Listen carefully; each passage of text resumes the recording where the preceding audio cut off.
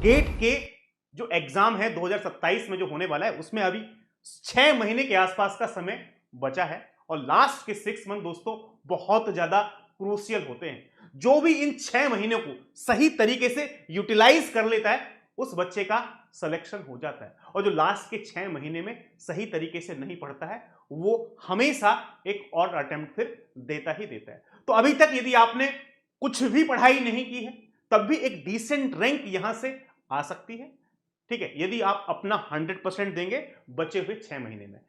अब यदि आपने पढ़ाई कर रखी है लेकिन 6 महीने आपने सही से यदि नहीं दिए तब भी रैंक आपकी सही नहीं आ पाएगी। तो लास्ट के बचे हुए 6 महीने बहुत ज्यादा जरूरी हैं और इन 6 महीनों में सही तरीके से सही स्ट्रेटेजी से प्रिपरेशन को करना बहुत ज्यादा जरूरी है। तो आज इस सेशन में मैं आपको बताने वाला हूं कि इन 6 महीने का किस तरीके से आप दोस्तों क्या करें, यूटिलाइजेशन करें, ठीक है।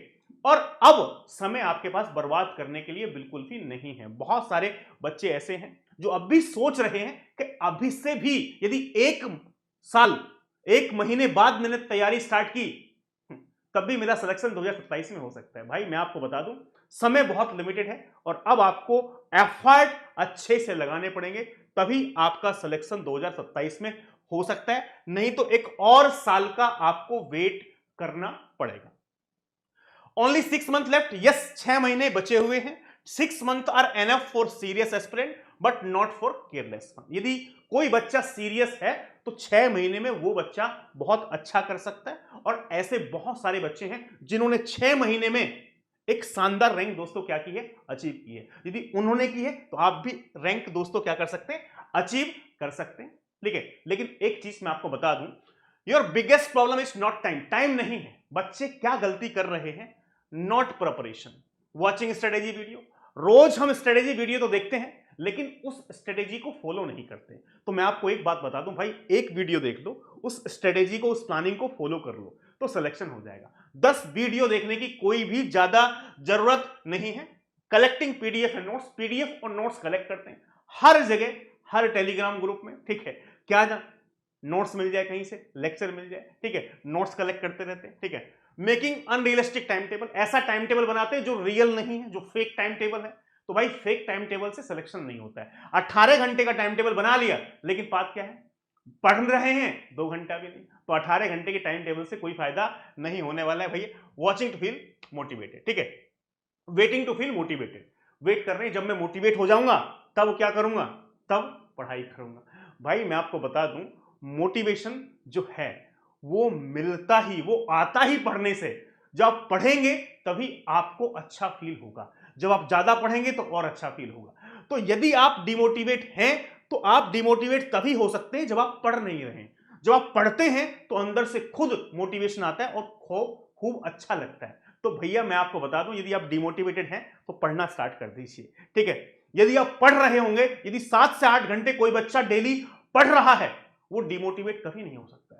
उसको अंदर से रोज जैसे ही वो 8 घंटे पढ़ता है एक अंदर से एक एनर्जी मिलती है कि यार मैं तो गेट का एग्जाम फोड़ सकता हूं। तो भैया आज से ही ये ध्यान रख लो, यदि आप डिमोटिवेटेड हो तो भैया पढ़ना स्टार्ट कर दो, आप खुद पे खुद मोटिवेट हो जाओगे। तो रियल प्रिपरेशन क्या है, solving questions daily, daily question solve करो, ठीक है। रिवाइजिंग कंसेप्ट को रिवाइज करो, एनालाइजिंग एवरी मिस्टेक, जो भी आप मिस्टेक कर रहे हो उसको एनालाइज करो, ठीक है। अटेम्प्टिंग टेस्ट कंसिस्टेंटली, और टेस्ट को भैया कंसिस्टेंसी के साथ दो। तो अभी मैं आपको बताऊं किस तरीके से आपको मेहनत करनी चाहिए। इन पे फोकस मत करो भाई, इन पे फोकस करो, ठीक है। गेट के एग्जाम में 6 महीने का समय बचा है। Stop managing resources, start managing your time, ठीक है। रिसोर्स को मैनेज करना बंद कर दो, अब टाइम को मैनेज करना स्टार्ट कर दो, क्योंकि जो 6 महीने बचे हुए हैं उन 6 महीने में आप बढ़िया कर सकते हो। लेकिन बात है कंसिस्टेंसी के साथ। आज से ही 100% अपना डिवोशन दो कि मैं आज से कोई गलती नहीं करूंगा, ठीक है। डेली पढ़ूंगा, लेकिन डेली में मैं आपको बता रहा हूं आज से भी यदि आप गेट के एग्जाम तक 6 से 7 घंटे भी पढ़ लेते हो ना तो भी एक डिसेंट रैंक आपकी आ सकती है। एक ऐसी रैंक आ सकती है जिससे कि आपको एक अच्छा बेहतरीन कॉलेज मिल जाएगा एमटेक करने के लिए 2027 में ही, ठीक है। तो 6 महीने में एक अच्छा कॉलेज मिल सकता है, 6 से 7 घंटे भी यदि आप पढ़ाई दोस्तों करते हैं, ठीक है। 6 मंथ की बात की जाए 1000 घंटे, 6 फोकस अवर डेली, यदि 6 घंटे भी डेली आप फोकस करते हो तो 1000 से ज्यादा घंटे अभी भी बचे हुए हैं और इन 1000 घंटों में बचे हुए में आप सिलेबस भी कंप्लीट कर सकते हो, पीवाईक्यू सॉल्व कर सकते हो, प्रैक्टिस कर सकते हो, रिवीजन कर सकते हो, मॉक टेस्ट सब कुछ सॉल्व कर सकते हो। तो भैया मैं आपको बता रहा हूं, अब सीरियस हो जाओ और अच्छे से 6 महीने को इनको क्या करना है, यूटिलाइज करो। ठीक है सर, 180 दिन में कैसे करना चाहिए? देखो फेस 1 की बात कीजिए, पहले सबसे पहले आपको क्या करना है, अपने फाउंडेशन बनाना है। ठीक है, फाउंडेशन बनाना है यानी 75 दिन में क्या करो, कॉन्सेप्ट को सीखो। ठीक है sir, getting too much tension, what to do उनके सर। देखो भाई, टेंशन बिल्कुल भी नहीं लेनी है, ये जीवन है, एक ही जीवन है, खुशी खुशी रहना है। ठीक है, मैं आपको बता दूं, ठीक है, आपको टेंशन इसलिए ही हो रही होगी कि आप कहीं ना कहीं सही से परफॉर्म नहीं कर पा रहे हो जितनी आपने एक्सपेक्टेशन सेट की। तो सबसे पहली बात, अपना टाइम टेबल उतना ही बनाओ, एक्सपेक्टेशन उतना ही रखो जितना कर सकते हो। जितनी आप एक्सपेक्टेशन बनाते हो उतना यदि करते हो तो कभी भी टेंशन नहीं होती। टेंशन तब होती है जब हम सोचते तो हैं ये करेंगे लेकिन वो होता नहीं है, तो बुरा लगता है, अंदर से बुरा लगता है, फिर टेंशन होने लगती है। तो इसलिए टाइम टेबल बनाओ, एक ऐसा टाइम टेबल बनाओ जो रियलिस्टिक टाइम टेबल हो, जो आराम से फॉलो हो जाए। 6 से 7 घंटे का टाइम टेबल बनाओ, 6 से 7 घंटे डेली पढ़ना स्टार्ट करो। जब समय आपको लगे कि हाँ मैं और दे सकता हूं, 7 घंटे के बाद भी मेरे अंदर एनर्जी है, 8 घंटे पढ़ लो, लेकिन टारगेट छोटा बनाओ। 18 घंटे, 15 घंटे, 12 घंटे का शेड्यूल कभी मत बनाओ, 6 से 7 घंटे का शेड्यूल बनाओ और उसको डेली डेली के डेली ये होना चाहिए कि हाँ आज मैंने 6 घंटे पढ़ा, ठीक है, कल मैं 6 घंटे पढ़ूंगा। कंसिस्टेंसी के साथ जब इतना पढ़ोगे ना तो भाई बहुत सारी पढ़ाई होती है। एक महीने में मैं आपको बता रहा हूं 2 सब्जेक्ट यूं खत्म हो जाएंगे आपके, सब कुछ विद कंटेंट के साथ, पीवाईक्यू के साथ, प्रैक्टिस के साथ, सब कुछ। यदि आप 1 महीने 6 घंटे लगातार पढ़ लो तो 180 घंटे होते हैं, 2 सब्जेक्ट खत्म कर दोगे आप इसमें। ठीक है, उसके बाद आपका फेज 2 क्या होना चाहिए, रिवीजन और सब्जेक्ट टेस्ट। ठीक है, कि रिवीजन आप करेंगे और फिर टेस्ट देना स्टार्ट कर देंगे। थर्ड फेज क्या है भैया, प्रैक्टिस। प्रैक्टिस बहुत ज्यादा इंपॉर्टेंट है। और उसके बाद फोर्थ फेज मेरे पास क्या है, मॉक और फाइनल रिवीजन। किसी भी एग्जाम को निकालने के लिए इन्हीं 4 चीजों की जरूरत होती है। पहले मैं नॉलेज इकट्ठा करूंगा, उसके बाद मैं क्या करूंगा, रिवाइज करूंगा और टेस्ट दूंगा। ठीक है, फिर से प्रैक्टिस करूंगा और प्रैक्टिस करने के बाद फिर से हमारे पास मॉक टेस्ट यानी करूंगा और फाइनल क्या करूंगा, रिवीजन करूंगा। तो भाई यदि आप इस तरीके से पढ़ते हो तो आपका सिलेक्शन हो जाएगा। Sir, I am studying CN from your physics वाला 2024 lecture, is that fine, will it cover all syllabus? हाँ फाइन है, लेकिन बेहतर ये रहेगा जो लेटेस्ट कंटेंट है उसको फॉलो करोगे, ठीक है, तो ज्यादा बेहतर रहेगा। कुछ कुछ टॉपिक्स में जैसे कि स्विचिंग में हमने बहुत डिटेल में भी पढ़ाया है, ठीक है, क्योंकि नया टॉपिक है। ठीक है, साफ साफ लिखा है स्विचिंग में हमारे पास परफॉर्मेंस मैट्रिक्स ये सब, तो थोड़ा सा चेंज किया है कंटेंट, लेकिन कोई बुराई नहीं है, पढ़ सकते हो, ऐसी कोई बहुत बड़ी दिक्कत वाली बात नहीं है।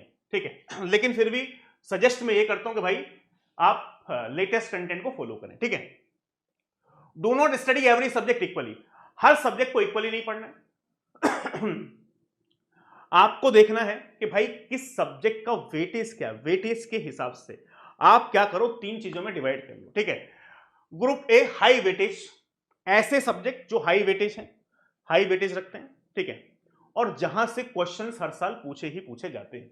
अब जैसे कि मान लो कुछ टॉपिक्स ऐसे हैं जिनसे हर साल क्वेश्चंस देखने को मिले, जो कि हमने आपको इंपोर्टेंट टॉपिक्स का अभी आपको लिस्ट ही बताई थी। तो सबसे पहले क्या है, जो स्ट्रॉन्ग टॉपिक हैं उन टॉपिक को सबसे पहले प्रिपेयर करो। पहला आपका ये होना चाहिए कि भाई यहां पे हमारे पास हाई वेटेज जो टॉपिक हैं, ठीक है, उनको एक अच्छे तरीके से स्ट्रॉन्ग बनाओ, उनको पढ़ लो। ग्रुप बी में रखो हाई वेटेज बट वीक, कि वेटेज तो हाई है लेकिन वीक आपके हैं, ठीक है, आपने उतने अच्छे से कवर नहीं किया तो उनको पहले पढ़ लो। ठीक है, तीसरा आपका क्या है, लो वेटेज एंड वेरी डिफिकल्ट, तो भाई जो टॉपिक हैं जिनका वेटेज भी कम है और डिफिकल्ट भी है उनको छोड़। ठीक है, तो अब आपको स्मार्ट स्टडी करना पड़ेगा। स्मार्ट स्टडी का मतलब यह है कि आप अब उन टॉपिक्स को सेलेक्ट करो जो टॉपिक्स हाई वेटेज वाले टॉपिक है, जहां से हर साल सवाल पूछे जाते हैं, उन टॉपिक्स को अच्छे से कर लो। ठीक है, ठीक है, अब यदि अच्छे हो गए उसके बाद क्या करो, कुछ टॉपिक्स ऐसे हो सकते हैं कि जो हर साल पूछे जाते हैं लेकिन आपके वीक है, तो उन पे फोकस कर लो। ठीक है, अब कुछ टॉपिक ऐसे हैं जिनका वेटेज कम है, डिफिकल्ट है, उनको भाई बिल्कुल छोड़ दो। तो आपको स्टडी ऐसी करनी है, ठीक है, weightage plus understanding plus practice equal to subject priority. ठीक है, वेटेज कैसा है, वेटेज अच्छा है, ठीक है, इस टॉपिक का वेटेज है तो मैं पढ़ूंगा और इसमें अच्छे से प्रैक्टिस करूंगा तो काम बन जाएगा। ठीक है, अब मान लो ऐसे टॉपिक जिनसे क्वेश्चंस बहुत कम पूछे जाते हैं उनको बिल्कुल पढ़ने की रिक्वायरमेंट नहीं है, क्योंकि अभी 6 महीना है, स्मार्ट काम करना पड़ेगा। ठीक है, जो इंपॉर्टेंट है वही पढ़ो, बाकी सब कुछ पढ़ने की कोई भी जरूरत नहीं है। ठीक है, एक सिंपल रूटीन की बात करूं, कंसेप्ट लर्निंग 2 घंटे का कंसेप्ट है, क्वेश्चन प्रैक्टिस 2 घंटे, रिवीजन 1 घंटे, टेस्ट एनालिसिस 1 घंटे। तो इस तरीके से आप बनाइए शेड्यूल अपना। देखो, यदि आप बिल्कुल बिगिनर हैं तो मैं आपको ये बोलूंगा, यदि आप बिगिनर हैं तो यहां पे आप ये करिए, आप 4 घंटे, ये 4 घंटे कर लीजिए आप। यदि आप बिगिनर हैं बिल्कुल तो ये 4 घंटे आप कर लीजिए, 4 आवर्स, ठीक है। क्वेश्चन प्रैक्टिस की बात की जाए तो क्वेश्चन प्रैक्टिस अभी यदि आप बिगिनर है तो 1 आवर्स करिए, ठीक है, 1 घंटे क्वेश्चन प्रैक्टिस करिए, ठीक है। रिवीजन को 1 घंटे दीजिए, ठीक है। टेस्ट अभी स्टार्ट मत करिए आप, ठीक है, अभी टेस्ट स्टार्ट मत करो यदि आप बिल्कुल बिगिनर हो, आपने कुछ भी नहीं पढ़ाई की है, ठीक है। तो भैया ज्यादा फोकस आपका कॉन्सेप्ट पे, फिर उसका प्रैक्टिस पे, ठीक है, और उसका टेस्ट में यहां आप क्या कर लीजिए, रिवीजन को 1 घंटा दीजिए, पीवाईक्यूज प्रीवियस ईयर क्वेश्चंस को आप 1 आवर अलग से दो कि भैया प्रीवियस ईयर क्वेश्चन सॉल्व करो। तो इस तरीके से आपको क्या करेगा, डिपेंड करेगा कि भाई यदि आप बिल्कुल बिगिनर हो तो ज्यादा फोकस आपका कंटेंट सीखने पे होना चाहिए। रिवीजन को 1 घंटा दूंगा मैं, पीवाईक्यू को 1 घंटा दूंगा, ठीक है। रिवीजन के लिए 1 घंटा दीजिए, पीवाईक्यू के लिए, क्वेश्चन प्रैक्टिस के लिए 1 घंटा हो गया। तो इस तरीके से हम क्या कर सकते हैं, मैनेज कर सकते हैं। यदि आप बिल्कुल बिगिनर हो, 6 से 7 घंटे का शेड्यूल बनाइए, जिसमें 4 घंटे का आपका कंटेंट पढ़ने का और बाकी 3 घंटे बाकी चीजों को मैनेज करने का।